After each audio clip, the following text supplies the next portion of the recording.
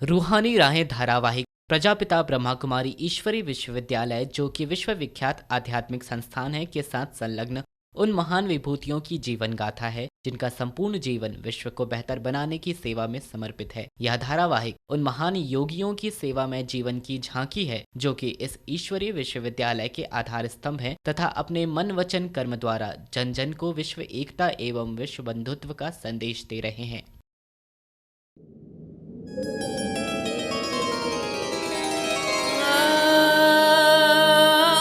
दिव्य गुणों की हैं ये राहें, ऊंचे स्वयमान की हैं ये राहें, विश्व सेवा में समर्पण है ये राहें, परम पिता को अर्पण है ये राहें, ये हैं रूहानी राहें।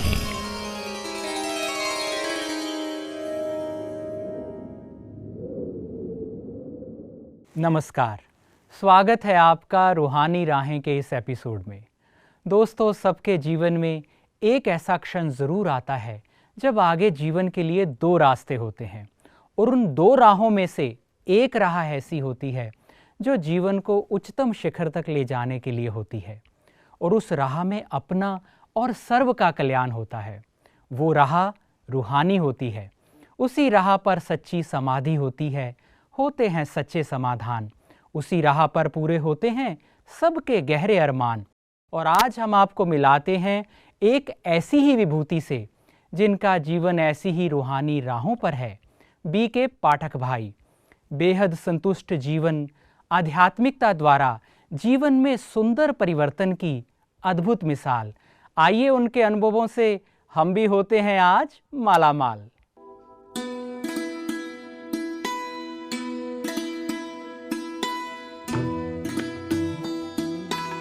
ब्रह्मा कुमार पाठक भाई जी,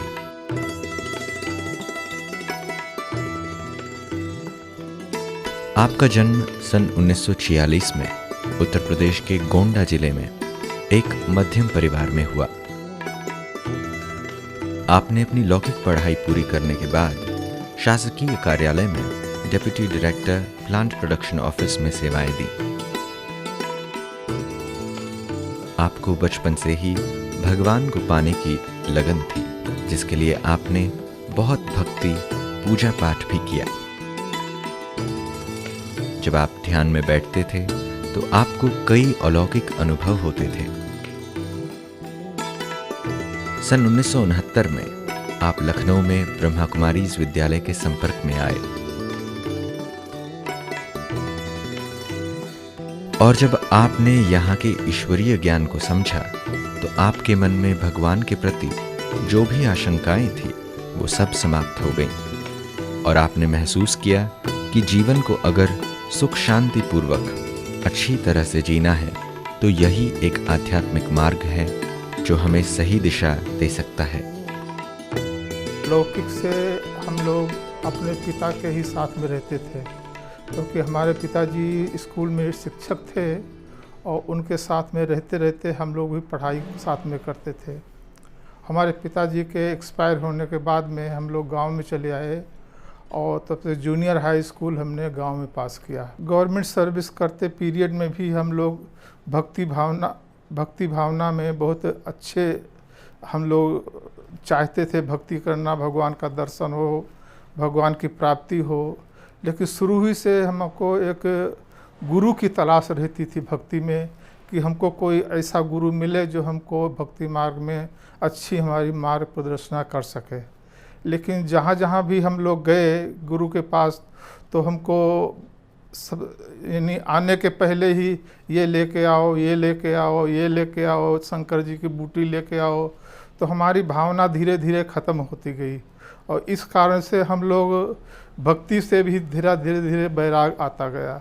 लेकिन हम लोग अपनी पूजा पाठ करते करते एक टाइम ऐसा पीरियड था जो कि हमको बैठे बैठे भक्ति करते करते एक शरीर से जिसे कहते हैं हम लोग हल्के होते गए और हल्के होते होते यहाँ तक हुआ कि शरीर से जिसे कहते हैं कोई कॉन्शियस निकल रही है, ऐसे ऐसे शरीर से एकदम हम लोग इसे कहते बहुत उपराम जैसी स्टेज आ जाती है। लेकिन उपराम स्टेज अभी हम कहेंगे, लेकिन पहले उपराम की स्टेज नहीं। पहले हम लोग समझते थे हमारी कोई तबीयत खराब हो रही है, इस कारण से हम लोग भक्ति में बहुत एक ऊंची स्टेज के हिसाब से बहुत अच्छा हम अपने आप को समझते थे। एक बार हम भक्ति कर रहे थे, तो भक्ति करते करते करने के बाद हम लोग मॉर्निंग वॉक करने जाते थे। मॉर्निंग वॉक कर रहे थे तो रोड किनारे एक भाई पर्ची बांट रहा था, पैम्पलेट बांट रहा था कि हमारे यहाँ शिवरात्रि का प्रोग्राम है और प्रोग्राम में आकर आप सम्मिलित हो तो बहुत अच्छा है। वहाँ पर एक विश्व घड़ी है, विश्व घड़ी के अंदर आत्मा के सभी पुनर्जन्म के बारे में सारा साक्षात्कार होता है। तो इस टेम्पटेशन में हम लोग गए। उस टाइम शिवरात्रि का प्रोग्राम था, तो शिवरात्रि का प्रोग्राम देखा, हमको बहुत अच्छा लगा। और वहाँ पर म्यूजियम था ईश्वरी विश्वविद्यालय का। म्यूजियम में गए, हम लोग देखा कि कैसे पूरा ज्ञान जो बहनों ने समझाया हमको एकदम सूट हुआ। और तब से बहनों के द्वारा हम लोगों ने क्लास करना शुरू किया, साप्ताहिक कोर्स किया। और बाबा के बारे में मैंने पूछा एक बार कि ये बाबा कौन हैं, तो उन्होंने बहनों ने बताया ईश्वरी विश्वविद्यालय में संस्थापक हैं, जिसमें शिव बाबा प्रवेश होकर के ईश्वरी विश्वविद्यालय की स्थापना की है। फिर बहन को मैंने पूछा कि अपनी पूरी बात सुनाई कि हम लोग ध्यान में एक दिन बैठे हुए थे तो बाबा का रूप हमारे सामने आया। और बाबा का रूप आते हुए हमको आने के कारण हमको एक प्रेरणा रोज़ मिलती गई कि फलानी जगह जाओ, फलानी जगह जाओ। इसलिए हम आकर के यहाँ पर ईश्वरी विश्वविद्यालय इस पूरा देखने के लिए आए हैं।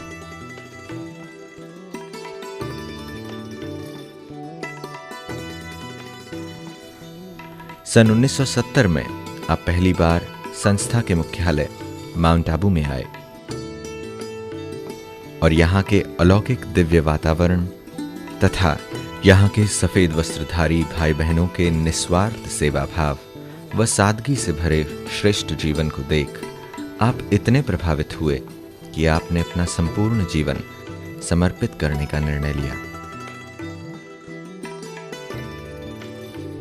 और एक बार वहाँ के बहनों ने मधुबन में आने के लिए बहुत प्रतिबंध था। 6 महीने पहले ईश्वरी विश्वविद्यालय में पांडव भवन में नहीं आ सकते थे।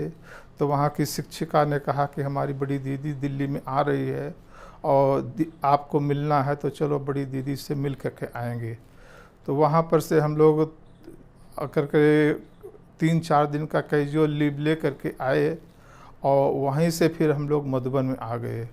और मधुबन में आकर के आज हमारे ईश्वरी विश्वविद्यालय में रहते हुए करीब 69 में सितंबर में आए थे। और अभी तक भिन्न भिन्न जो भी सेवाएं मिली हैं, यज्ञ में सब सीखा है, हम लोगों ने यहीं भी सीखा है।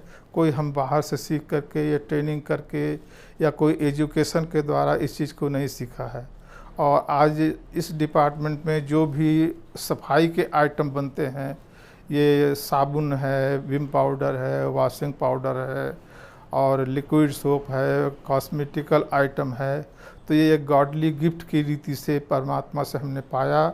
और हम लोग जब परमात्मा के ध्यान में बैठते हैं, बाबा के ध्यान में बैठते हैं, कोई ऐसी चीज़ें हमको टचिंग होती है और उस टचिंग के द्वारा ही हम लोग लेटर में लिखते हैं, पेपर में लिख करके, और उसको जब फ्री होते हैं फिर उसको हम स्टडी करके लैब पर लेते हैं और लैब से फिर हम सैंपल बनाते हैं और सैंपल बनाने के बाद में फिर बाबा को भोग भी लगाते हैं उसका। फिर उसमें जो भी कुछ करेक्शन होती है तो बाबा से हमको टच होता है, उस हिसाब से मैं उसका करेक्ट कर लेता हूँ। मधुबन में रहते हुए आपको सभी भाई बहनों का स्नेह, प्यार व सहयोग मिलता रहा, जिसके कारण आपको यहाँ एक दैवीय परिवार की भासना मिलती रही।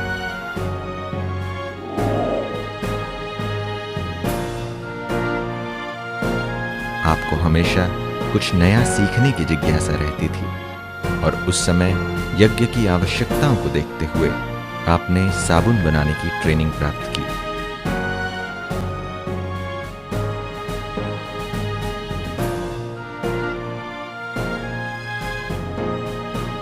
और तब से आप यहाँ के साबुन विभाग की सेवाओं को संभाल रहे हैं।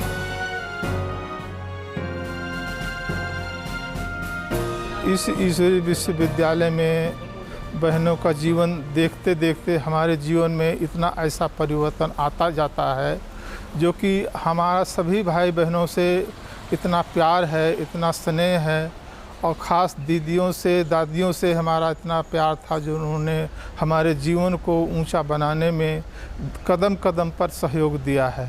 और वो चाहती थी, शुरू में हम इस विश्वविद्यालय में जब ज्ञान लिया तो तब से हमको एक सीखने की इच्छा थी कि हम कुछ सीखें, कुछ विशेष करें। तो दादी ने हमको एक बार ट्रेनिंग के लिए बाहर अहमदाबाद में भेजा था कि जा कर के ट्रेनिंग लेके आओ पाठक जी। और मधुबन में इस चीज़ की बहुत शॉर्टेज है, इकोनॉमी का पीरियड चल रहा था, तो साबुन बनाने की ट्रेनिंग दादी ने दिलवाई।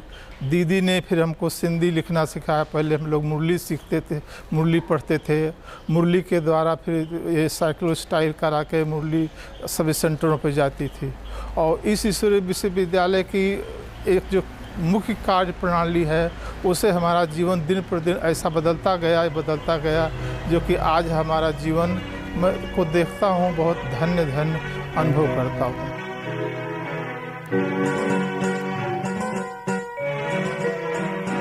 बाबा मेरे हजारों हैं, धन्यवाद तुमको। बाबा मेरे हजारों हैं, धन्यवाद तुमको।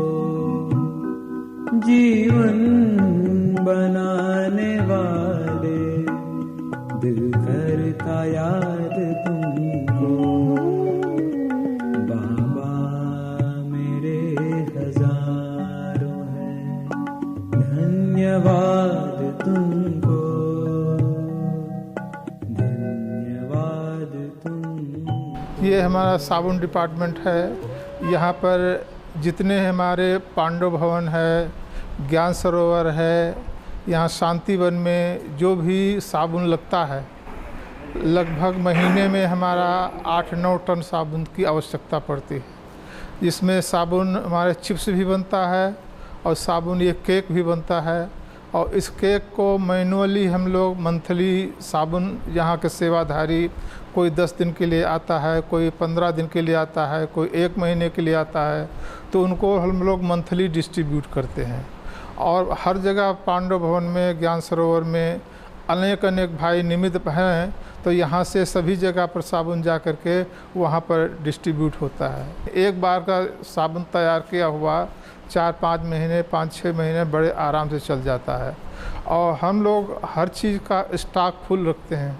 6 महीना पहले और 6 महीने बाद का साबुन और Vim powder, washing powder, liquid soap, ये साबुन बनाने की चिप्स है, केक सोप, कॉस्मेटिकल आइटम, जो भी आवश्यकता होती है डेली यूज़ के लिए, तो बाबा के यज्ञ में बनता है।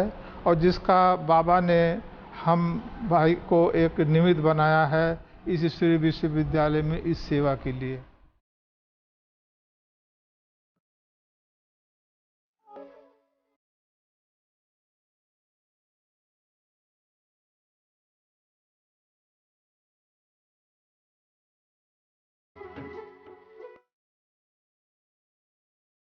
पाठक भाई जी के जीने का अपना एक अलग अंदाज है।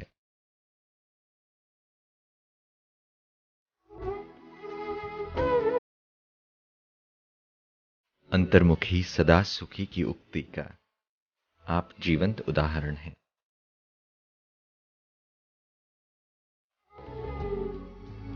योगी जीवन नाम तो सुना जरूर था, लेकिन योगी जीवन क्या होता है हमको कुछ पता नहीं था। पहले तो समझते थे कि हम योग, अष्टांग प्राणायाम ये करेंगे वही योग है। लेकिन यहाँ आने के बाद में हमको ऐसी लेसन मिला आत्मा और परमात्मा के बारे में, योग के बारे में, कि जितना जितना हम आत्मा इस शरीर से डिटैच होकर के परमात्मा को हम याद करते हैं, निराकारी परमात्मा को याद करते हैं, उतना उतना हम परमात्मा के एक नज़दीक आते हैं। और क्योंकि शरीर एक ऐसी चीज़ है जो कि हमको ऊपर नहीं चढ़ने देती, हमारे संकल्प को ऊपर नहीं चढ़ने देती। इसलिए संकल्प में अभी यही बाबा ने बताया या बहनों ने बताया कि इस विश्वविद्यालय का पहला उद्देश्य ही है कि अशरीरी भव। अशरीरी जितना जितना हम होते जाएंगे, जितना जितना अशरीरीपन की स्टेज आती जाएगी, उस द्वारा हम परमात्मा के समीपता का अनुभव होता है। क्योंकि जितना जितना हम परमात्मा के समीप होंगे तो परमात्मा के वाइब्रेशन हैं, परमात्मा क्या हमसे चाहता है, परमात्मा हमारे से क्या करवाना चाहता है, वो सब चीज़ की एक टचिंग के द्वारा और प्रैक्टिकल एक वाइब्रेशन के द्वारा हमको उस चीज़ की हमारे अंदर हमारे जीवन में वो चीज़ें आती हैं और जिससे ही हमारा जीवन पूरा परिवर्तन होता है।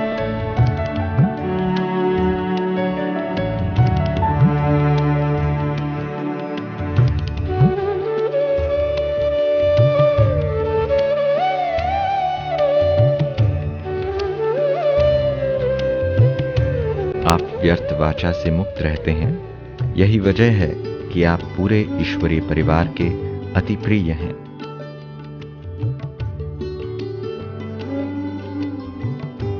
आपका साफ स्वच्छ स्वभाव व निर्माण भाव दूसरों को भी प्रेरित करता है।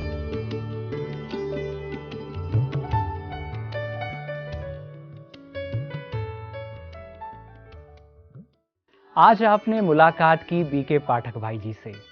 अपने रूहानी जीवन द्वारा सेवा की राहों पर अग्रसर ऐसे तपस्वी ऋषियों से तो ईश्वर भी मिलते हैं फैलाकर बाहें।